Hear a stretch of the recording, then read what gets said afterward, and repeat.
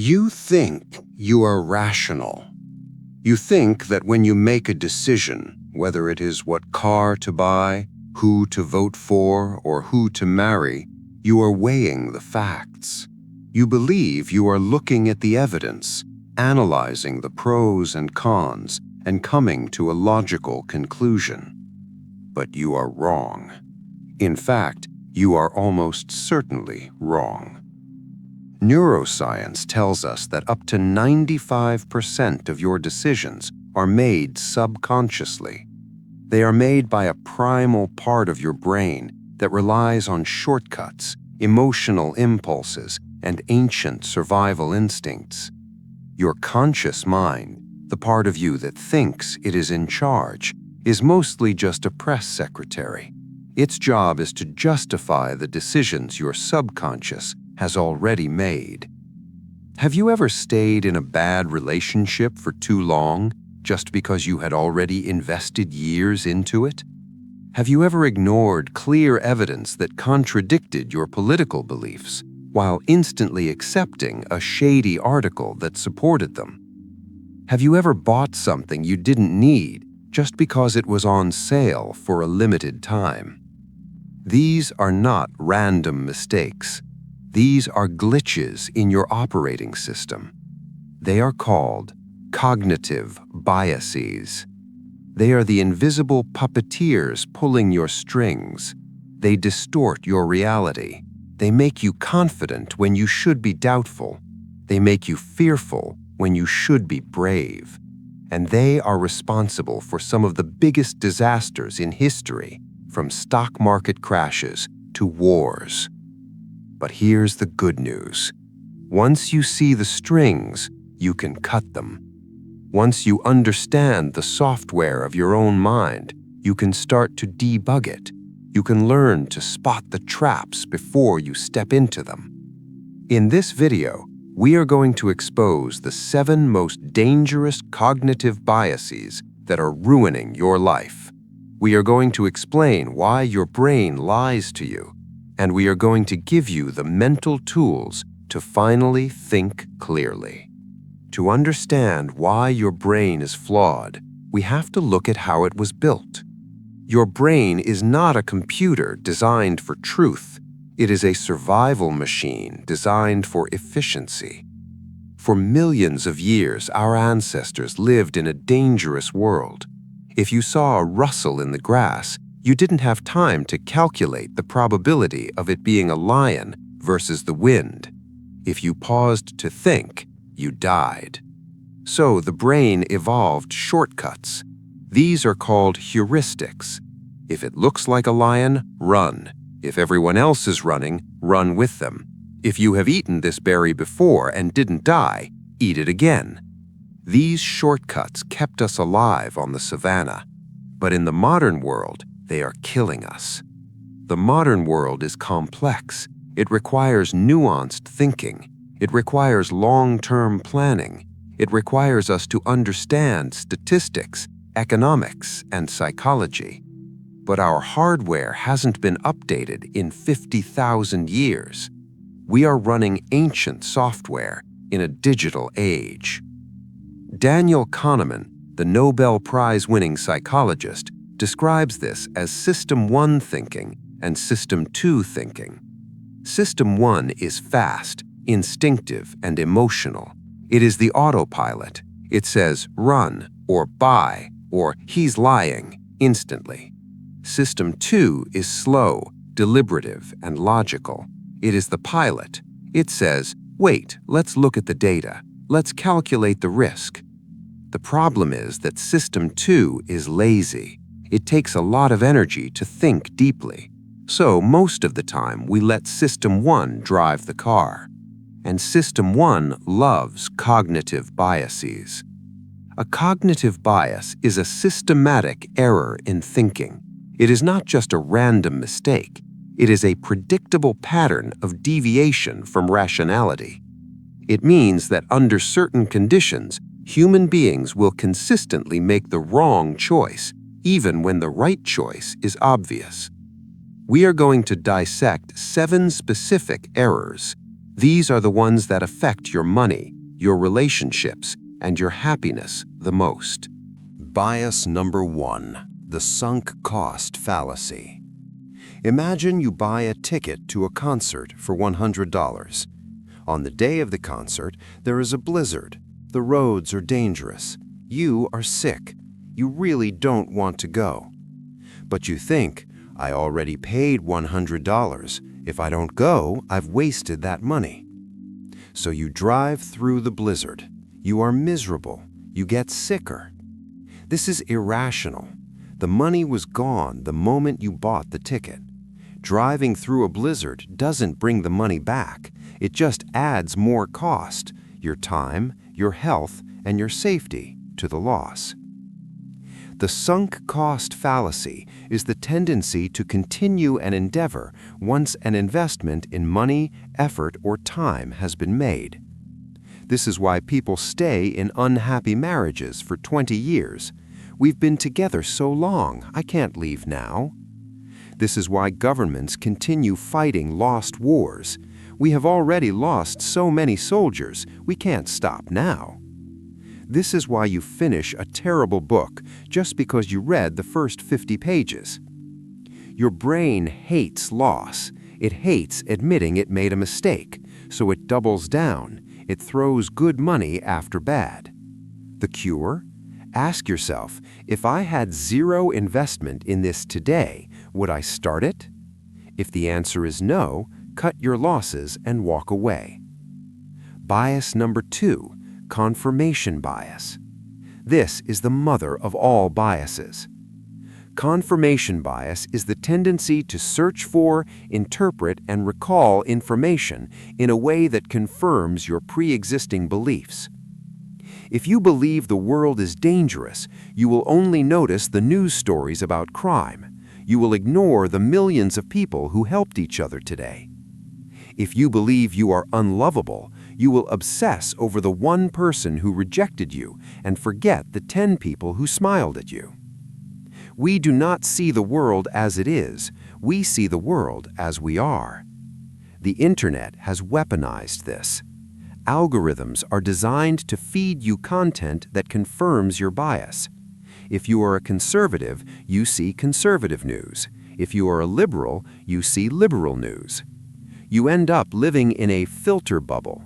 You think everyone agrees with you because everyone in your feed agrees with you. This makes us arrogant. It makes us think we have the truth. The cure? Actively seek out information that contradicts your beliefs. Read the news from the other side. Ask yourself, what would I need to see to change my mind? Bias number 3, the anchoring effect. When you see a price tag on a designer handbag that says $3,000, you think, that is insane. But then you see a price tag that says $2,000 crossed out from $3,000. Suddenly you think, that is a great deal. Is it? It is still a $2,000 bag. But your brain has been anchored to the first number it saw. The first number sets the context for everything that follows. This happens in salary negotiations. The first person to say a number sets the anchor. If you ask for $50,000, the negotiation will hover around $50,000. If you ask for $100,000, even if it is high, the negotiation will hover around $80,000. We rely too heavily on the first piece of information we receive. The cure? Do your own research before you enter the negotiation. Know the real value of the thing. Do not let the other person set the anchor. Bias number 4, the halo effect. Imagine you meet a person who is physically attractive. They are tall, well-dressed, and have a symmetrical face. Instantly, your brain assumes they are also smart, kind, and funny. This is the halo effect. It is the tendency for an impression created in one area to influence opinion in another area. We assume that good-looking people are good people. We assume that a confident speaker is a competent leader. We assume that a product with nice packaging is high quality. This is why con artists dress in expensive suits. They are hacking your halo effect. They know that if they look the part, your brain will fill in the rest. You will trust them before they have earned it. The cure? Separate the attribute from the person. Just because they are rich doesn't mean they are smart. Just because they are beautiful doesn't mean they are kind. Judge each trait independently. Bias number 5, survivorship bias. We look at billionaires like Bill Gates or Mark Zuckerberg and say they dropped out of college and became rich, so college is a waste of time. We look at the planes that returned from war with bullet holes in the wings and say we need to reinforce the wings. But we're missing something crucial. We're only looking at the survivors. We're ignoring the thousands of people who dropped out of college and failed. We're ignoring the planes that were shot in the engine and didn't come back. Survivorship bias is the logical error of concentrating on the people or things that made it past some selection process and overlooking those that did not. This leads to overly optimistic beliefs. We think success is easy because we only see the winners. We don't see the graveyard of failures. The cure? When you look at a success story, ask, what about the people who did the exact same thing and failed? Look for the silent evidence. Bias number 6, the spotlight effect. You spill coffee on your shirt. You walk around the office terrified. You think everyone is staring at your stain. You think everyone is judging you. But the truth is, nobody noticed. Or if they did, they forgot about it 10 seconds later. The spotlight effect is the tendency to overestimate how much other people notice our appearance or behavior. We are the main character in our own movie. We think everyone else is watching us, but everyone else is the main character in their movie. They are worried about their coffee stain. This bias causes massive social anxiety. It stops us from dancing. It stops us from speaking up. It keeps us small. The cure? Remind yourself that people are selfish. They are too busy thinking about themselves to think about you. This is liberating. You are free to make mistakes because nobody is really watching. Bias number 7, the Dunning-Kruger Effect. Have you ever met someone who knows absolutely nothing about a subject but speaks with total confidence? Vaccines are dangerous. The economy is simple. I could run this country better. This is the Dunning-Kruger Effect. It is a cognitive bias where people with low ability at a task overestimate their ability. Why? Because they lack the knowledge to know what they don't know. If you are bad at grammar, you don't know enough grammar to realize you're making mistakes. Ignorance is blind to itself. Conversely, experts often underestimate their ability. They know how complex the subject is. They know how much they don't know, so they are often less confident than the idiots. As Charles Darwin said, ignorance more frequently begets confidence than does knowledge. The cure? Be humble. If you think a complex problem has a simple solution, you probably don't understand the problem. Always assume there is more to learn. How do we stop falling for these traps? We cannot turn off System 1. We need it to survive. We need it to catch a ball or slam on the brakes.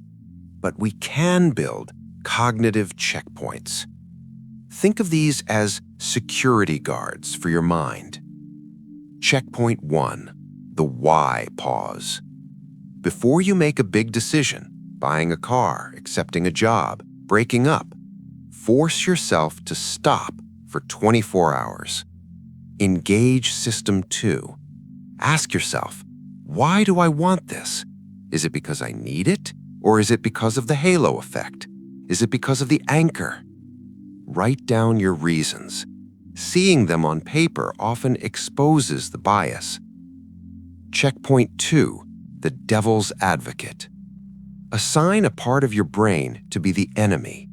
If you think an investment is a sure thing, force yourself to write down 3 reasons why it might fail.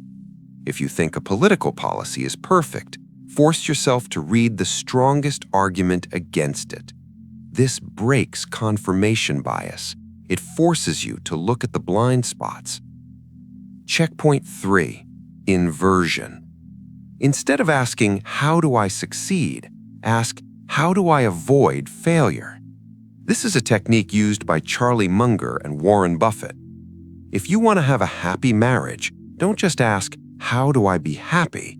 Ask, what are the things that guarantee a divorce? Cheating, contempt, dishonesty. And then, avoid those things. By inverting the problem, you often see the risks clearly. You see the sunk costs. You see the survivorship bias. Checkpoint 4, the pre-mortem. This is a technique used by top CEOs. Before you launch a project, imagine it has already failed. Fast forward 1 year into the future. The project is a disaster. Now, tell the story of why it failed. We failed because we ignored the competition.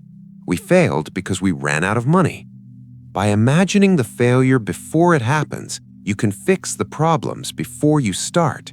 You can see the cognitive traps waiting for you. The human mind is a masterpiece of evolution. It has allowed us to build cities, cure diseases, and travel to the moon. But it is not perfect. It is filled with ancient bugs and glitches. It is prone to fear. It is prone to laziness. It is prone to delusion. But awareness is the first step to freedom. When you understand these 7 biases, you stop being a passenger in your own life. You start to take the wheel. You stop wasting money on things you don't need. You stop fighting battles you can't win. You stop judging people based on their appearance. You begin to see reality as it is, not as your fearful brain wants it to be. And in a world of confusion, clarity is power. Now, we have talked about how to think clearly, but sometimes thinking clearly leads you to a realization that is painful. You might realize that you need to be alone to truly find yourself. But being alone is scary. We confuse it with loneliness. There is a philosopher who argued that solitude is not a curse, but a cure. He believed that the greatest minds must be alone to create. If you want to discover the power of solitude and how to turn loneliness into strength, click the video appearing on your screen now about the philosophy of solitude.